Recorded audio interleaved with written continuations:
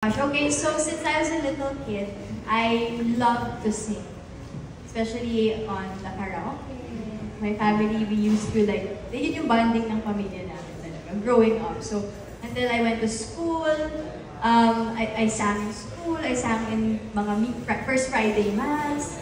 So, pero wala talaga akong formal training, but I used to always watch musical movies. I love Mamma Mia. I love Phantom of the Opera. I love Les Miserables. So I grew up watching all these Broadway movies. Broadway plays turned into movies. So, bata pa lang ako, gusto ko na talaga matry mag-theater.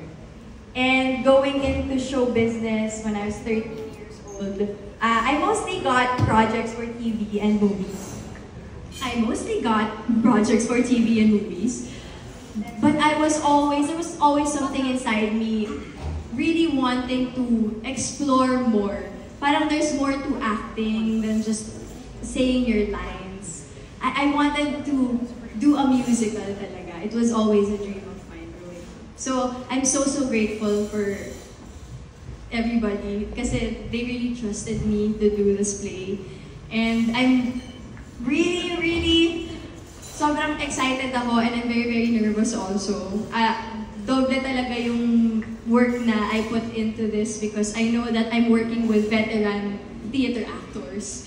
And I really have to catch up. But, well, they don't make me feel that naman. But yeah, ever since I was a kid, I wanted to do theater. So,